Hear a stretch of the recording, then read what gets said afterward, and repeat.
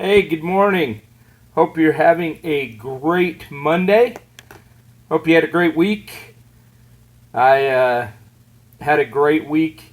Got to pray with several people, and it's been an exciting week. And so I hope you have enjoyed that as well. Last week we were talking about things coming out of your mouth, and that the power of life and death is in the tongue, and what you're saying is important. And I hope that you thought about that this last week when you were talking, things you were saying out of your mouth. Were they praiseworthy or were they negative? Were they complaining or were they thankfulness? So it's hard to do all the time. It's something you have to keep in the front of your mind. And Pastor Mike talked about it yesterday, that you have to set the atmosphere for your day. You have to control those thoughts and set the atmosphere around you by what you're seeing, what you're taking in, what you're saying. And today, though, I want to talk about, in my new business, I'm having to learn things that are productive and effective in my new business. And one of the things that I've learned over many years, in all of the businesses that I've ran or worked in, is it pays to be a servant leader. And what I mean by that is, if you're going to lead people, and that's you're going to be a leader, you have to learn to be a servant. And that comes right out of the Bible, and we're going to read that right now in John. And in John, the 13th chapter, we're going to read in the Passion Translation today. I have to put my eyes on. And we're going to start in the 12th verse. And what is happening here is, it's the Last Supper. It's the last time that Jesus is going to be with his disciples in one accord there before the crucifixion.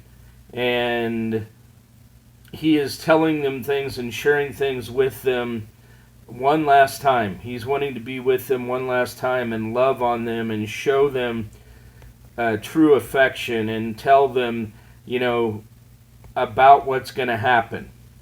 And what he does there at the table, he takes off his outer robe so he gets comfortable, because he's going to do something. And what he's going to do is he's going to wash their feet. He grabs a towel and he grabs a basin of water and he starts washing the feet of the disciples. And they're a little, taken back by it.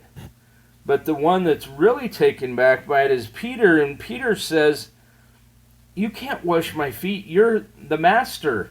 You're the, and Jesus says, "If you don't let me wash your feet, you're not going to enjoy the life I have with me."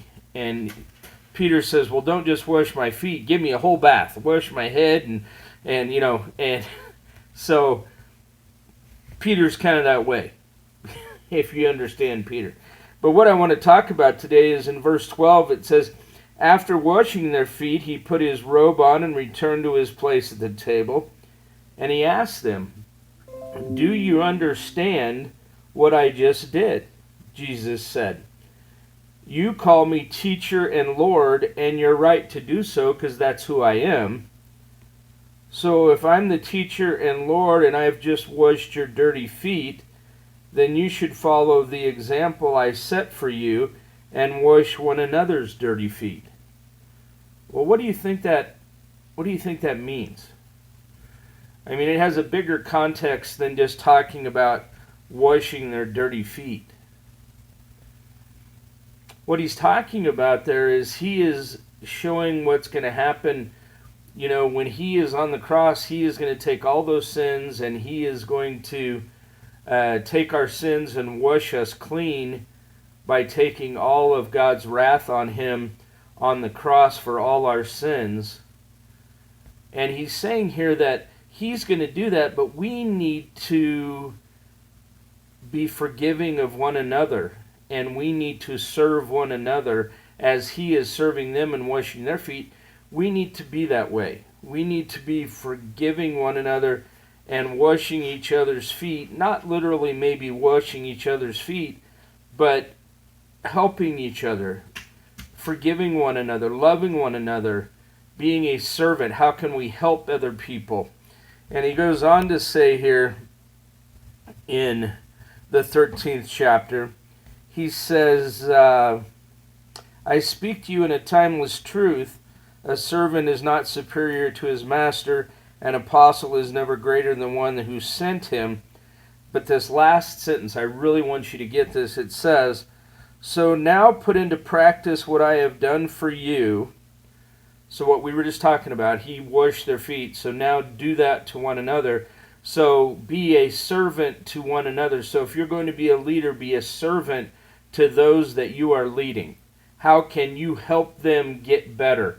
How can you help them attain a higher position or a promotion? Or how can you help them in whatever you're doing that you're leading them? How can you help them? And in doing that, this is what's going to happen. It says, so put into practice what I have done for you, and you will experience a life of happiness enriched with untold blessings.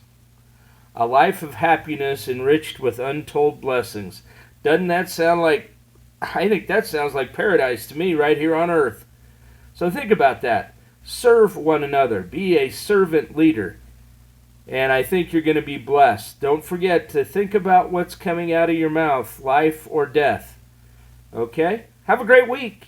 God bless. Don't forget you can call me, 970-466-4663, and we can pray together. Or you can always email me, michael@problemsolvergroup.com. Hey, have a great week. God bless you.